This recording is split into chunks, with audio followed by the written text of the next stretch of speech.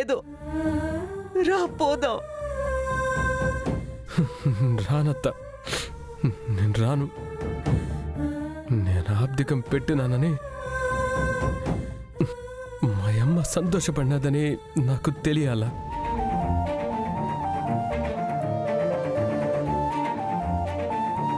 ఆ పిండం ముట్టడానికి మా అమ్మ రాలేదంటే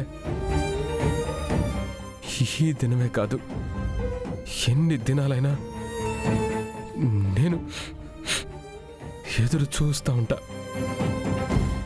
నేనేనే ఉంటాను.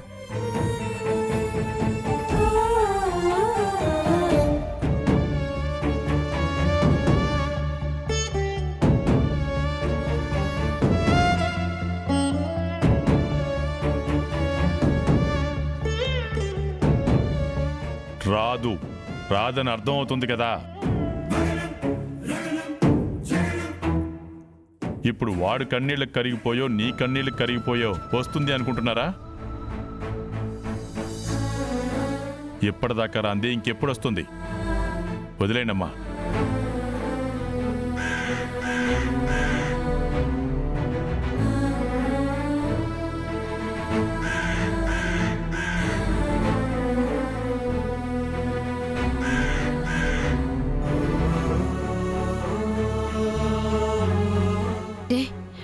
చూడవే, కాకి వచ్చింది.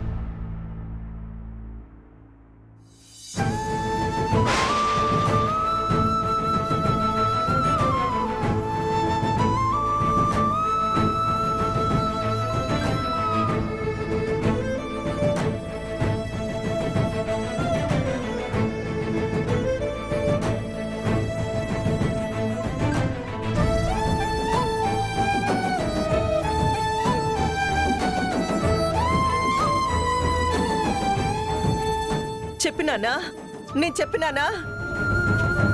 మా వదినకి వాడంటే ఎంత ప్రేమ చూసినారా?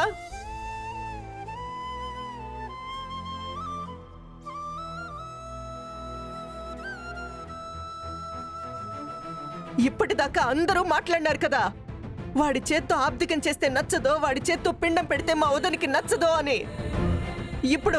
ఇప్పుడేమంటారు?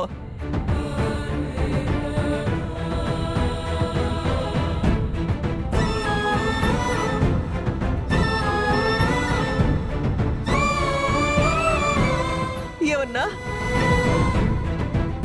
ఇప్పటికైనా అర్థమై ఉండదా? అబ్బుడి మీద నీకు కోపము, మా వదినకి కాదు.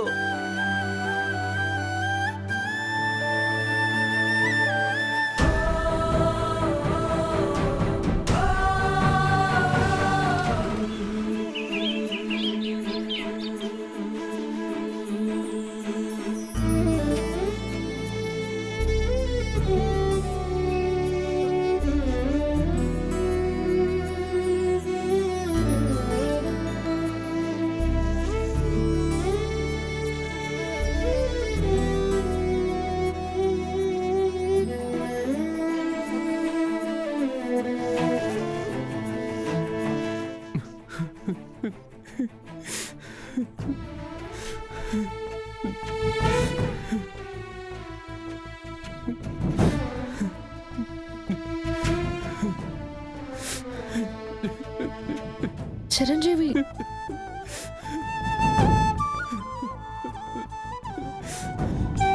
చిరు, ఏమైంది? ఎందుకు ఏడుస్తున్నావు?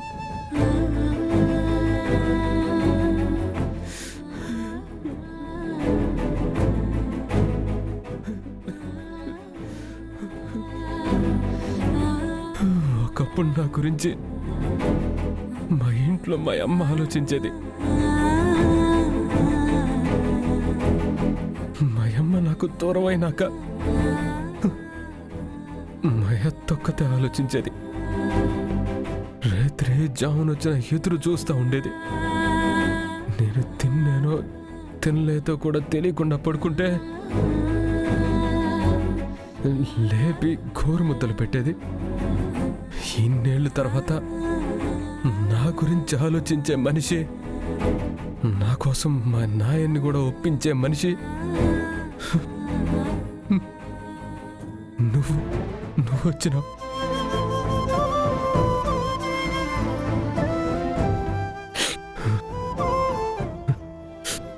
నేను ఏడుస్తూ ఉండాననే నువ్వు అనుకుంటా ఉండవేమో.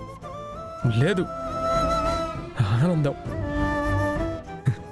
ఈ ఆనందాన్ని ఎట్ట చెప్పుకోవాలో కూడా తెలియట్లేదు నాకు. ఏడుపు వస్తూ ఉండదు. మా అమ్మకి యాపొద్దు నా చేతులతో పిండం పెట్టలేకపోయినానే, మా అమ్మ పూజలో కూర్చోలేకపోయినానే. ఇద్దరు బిడ్డలు ఎప్పుడు పెడతాండారో మూడో వాణ్ణి, అమ్మకిష్టమైనోణ్ణి నా చేత్తో ఇన్నేళ్లలో యాపొద్దు ఆమెకి ఏమి జరగల.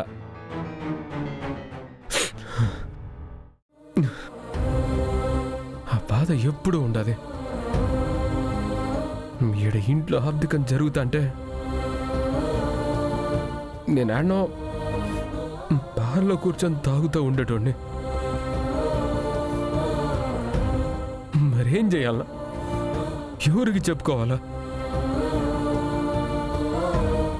నా మాట వినేవాళ్ళు ఎవరుండారు? నా విషయానికి వస్తే మా నాయన మా అత్త మాట వినడు, అర్జున్ మాట వినడు, వరుణ్ మాట వినడు. ఇంకెవరు చెప్తారు నా గురించి? చాలా ఏళ్ళగా ఈ బాధ గుండెల్లో మోస్తానే ఉన్నాను. నిజం చెప్తాను విజయశాంతి, నేను తాగేది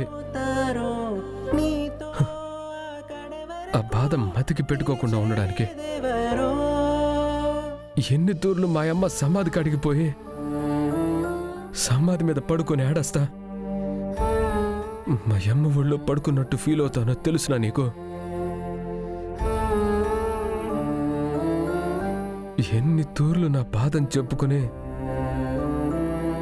నా కన్నీళ్లతో మా అమ్మ సమాధిని తడిపినానో తెలుసునా?